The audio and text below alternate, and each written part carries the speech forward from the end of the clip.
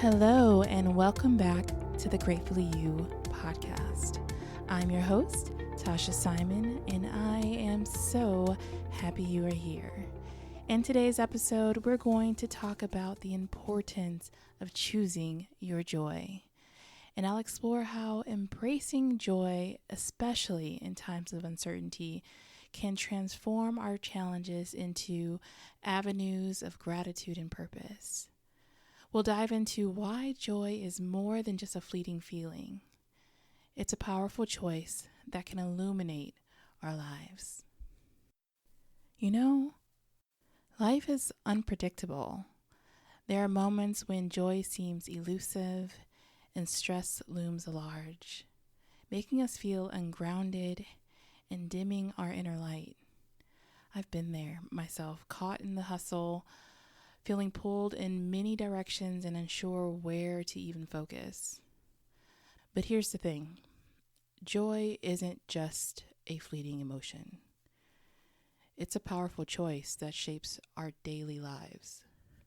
Choosing joy is crucial because it brings light into our lives, changing our perspective and helping us to see opportunities instead of obstacles. When you embrace joy, you naturally cultivate gratitude. But how do we find joy amid uncertainty and what appears to be difficult times?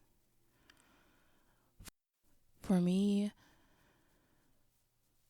rediscovering joy starts with taking a step back, to pause and to reflect. It's so easy to get caught up in the negative thought cycle and spiral. The pause allows for a space to be the observer, rather than partaking in the negative thought cycle. There has been so many times where I've had to pause and say, Tosh, you don't have to choose that thought. You are not your thoughts. You can choose differently. And realizing that there's two parallels that I can choose.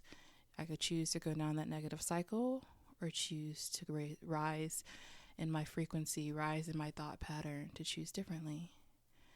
And so it's just being consciously aware of when that is happening.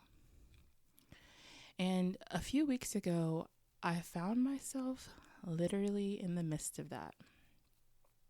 I was strapped to my desk, trying to strategize my next move. And if you know me, you know that I can hyper focus on some things, especially when I'm trying to solve a problem. But I've learned that sometimes you just need to pause. I had to ask myself, what are you doing? This has been an era of detoxing from different aspects of myself, my old self, in my corporate experience that I didn't know was there. One particularly is the hustle culture. When I first decided to leave my corporate role, I felt a divine nudge that this new era was different. One where I needed to rest and restore in order to move forward. Yet, I found myself slipping back into old patterns, stuck in somewhat of a loop that joy just seemed to be fading away. I was finding myself nearly slipping into depression as I was navigating my job search while building my holistic consulting firm. And I would have thoughts, and again, choosing my thoughts wisely, choosing my joy, or choosing to go down fear, and being able to be mindful and be the observer to then choose differently.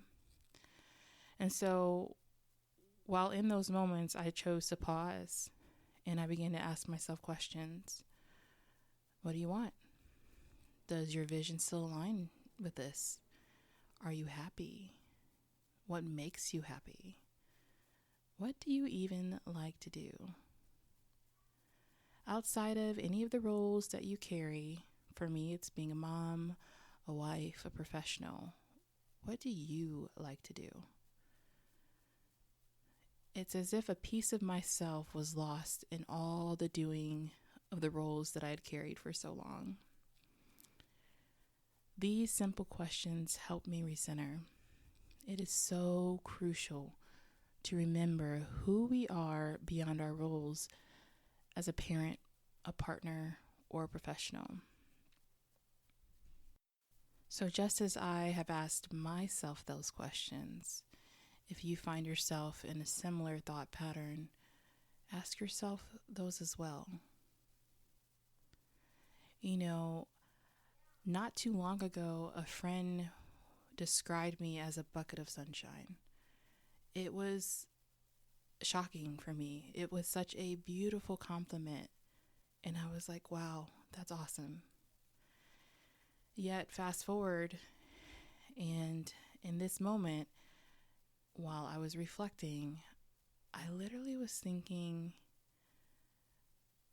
why does that light feel so dim right now? And how do I get that back? When I asked that question, I heard a subtle thought say, you've forgotten to choose your joy. Yeah. I was like, okay, that's deep. I've forgotten to choose my joy. I literally sat with that. You know, when we are busy with life, it's easy to forget your joy. It's easy to forget and lose sight of who you are because of everything that you're doing and what you're pursuing. But it's so important to recenter. I then had to think about how I could reclaim my personal joy again. The more I dug deeper into my thoughts, I was reminded about the importance of making space for the personal small joys, not just the joys of the others around me. Like, I love seeing my kids laugh and like playing with them. But what is it that I specifically need?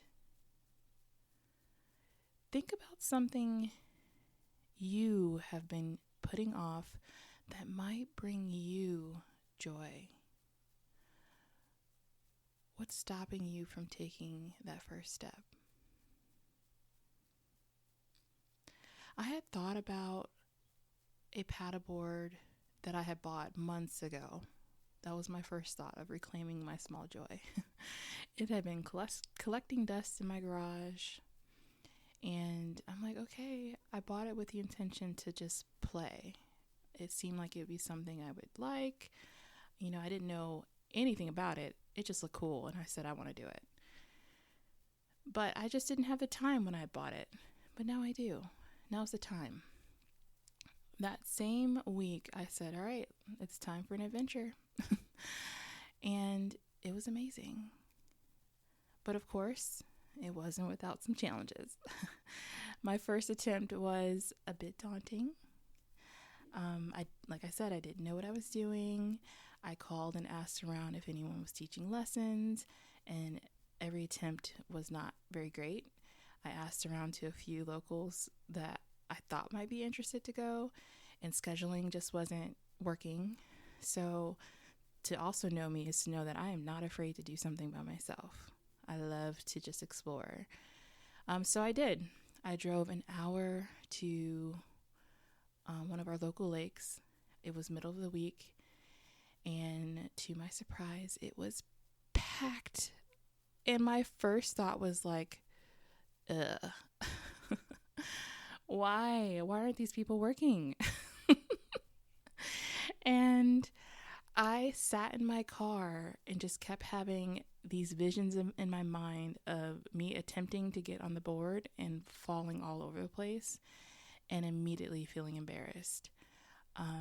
So I felt defeated because I wasn't going out there. I I kept battling with myself. Come on, just go out there, and I'm sure you guys know what I'm talking about, where you have those inner thoughts of like, you really want to do something, but I just couldn't get past the potential embarrassment, which looking back now, it doesn't make sense. Like, I don't know those people. It doesn't matter. But I didn't feel comfortable. And so right before I was about to leave, I saw a woman walk forward with her board, looked like she was going home.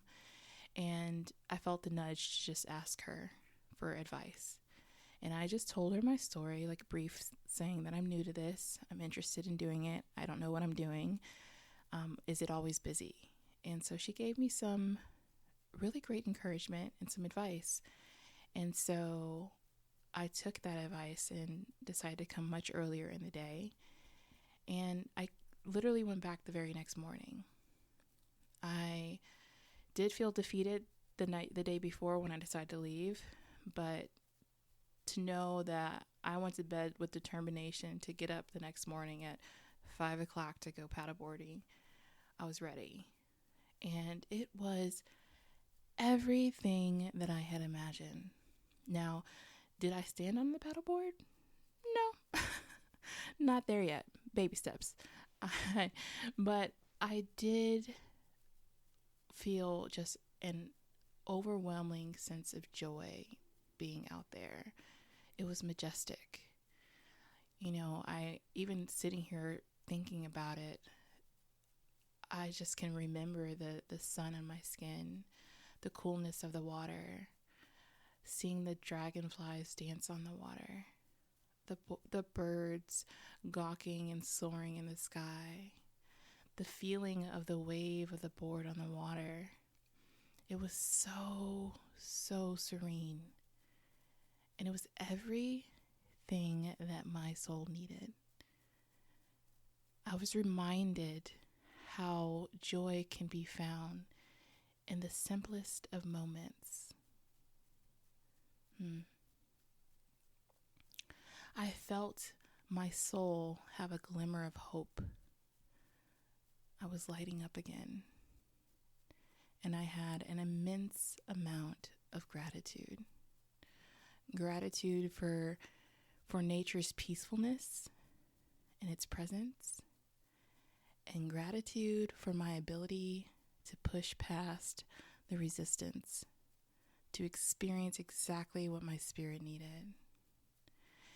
And amongst sitting in that gratitude, I had a subtle thought that said it's time to share your story on LinkedIn, meaning with my professional community, what the last 6 months have been with my transition from corporate to my now. I was like, what? My first thought, I don't want to do that, but I was like, okay, I could do this because I was in a good headspace. I can share this. I can share about my experience on the lake. Great. I'll do it. But by the time I got home, I talked myself out of it. I was faced with another test of courage. It was in that joy that I was able to see another opportunity present itself to heal. Because there was resistance to share my story, and I didn't know why. But it was through that joy and experiencing of that I was able to face it. Initially, I was filled with so much anxiety. I was vulnerable, exposed to potentially thousands of professional peers. That's where my head was at. Yet, my soul was asking me to open up, to share, to confront my deepest fears and step into a space of authenticity. That's what this podcast is about. Why in the world was I afraid to take that to LinkedIn? I don't know. I mean, I do now, but at the time I didn't know. And choosing joy in this context meant embracing my whole self, fears and all. And as I shared my story, I tapped into a previously hidden fear that I didn't realize was there. The fear of being unsupported, a remnant from my childhood when emotional support was pretty scarce. I didn't share because I was afraid of not being supported and being let down. That's interesting. I didn't have a clue that that was there. But that joy opened the door for that. There was a breakthrough for a turning point. By confronting my vulnerability and acknowledging my fears, I not only faced them, but I also began to heal. What followed was an overwhelming wave of support from my community, which I had not anticipated. I asked, and they showed up.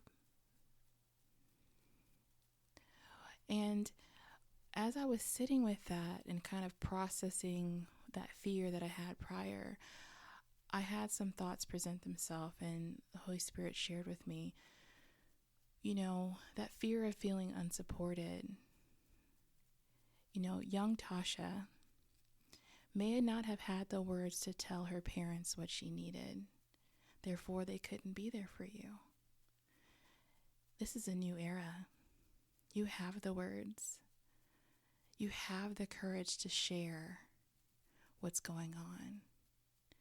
You've healed enough to share your journey and to express authentically. And knowing that those that are in my community showed up, and those that I had not even met before shared my message. And it reached a large amount of people, thousands of people. And to go from never posting ever to having it reach thousands of people blew my mind. And I was reminded of the message that I shared a few weeks ago. Allow yourself to receive the abundance. So there's a cycle here. I had to choose my joy. I had to be vulnerable. I had to be authentic. And the joy, being able to receive that joy, creating a space to receive, to ask and receive, and it showed up for me. Each expression of support and understanding from others enriched my sense of gratitude, reinforcing my resilience. It was a profound realization that even in moments of fear and doubt, there are countless reasons to be grateful. Gratitude is not just a reactive feeling, but a proactive force that sustains and amplifies joy. It shifts our focus from what we lack to what we possess, from isolation to connectedness. And every night, as I reflect on these three things I'm grateful for, I solidify the cycle of joy, vulnerability, and gratitude. This practice doesn't just brighten my days, it transforms my perspective, deepens my relationships, and strengthens the resolve to choose joy in the midst of adversity. So, as we wrap today, I want to ask you, how are you choosing joy in your life? I've shared a few examples today, and I want to give you a few more to consider if you're not sure. You heard me talk about trying something new. Engage in mindfulness, prayer, and meditation. Step out in nature. Dive into creative expression through painting, writing, or dance. Play. I'm reminded that as adults, we're often so serious. And it's important to make time for play, to have no goal, but just to have fun. even volunteer. It always helps to show up and serve for others. But most importantly, in your everyday, practice savoring the small moments. A cup of coffee, a smile from a stranger, the warmth of the sun on your skin. Simple ways to express gratitude and joy. So I encourage you to think about how you're choosing joy in your life today. Think this week, this month, this year. Be intentional. Seek it out, embrace it, and let it light up your life, especially during uncertain times. Share your stories of finding joy and gratitude with us on social media, or you can send it to my email, where I would love to hear your stories. We're all on this journey together, and every shared story is a beacon of light for someone else. So thank you. Thank you for tuning in to Greatfully You. Remember, you have the power to choose joy every day. So keep reaching for it. Keep embracing it. And stay gratefully you. Thank you for joining the Greatfully You podcast. To stay connected with the Greatfully You family, like and subscribe so you never miss an episode. And even better, invite someone that you love and that you think is great to listen in with you. And if you ever need a reminder of how great you are, make sure to grab some memorabilia from the Greatfully You website at greatfullyu.com. Until next time, friends, be great and take care.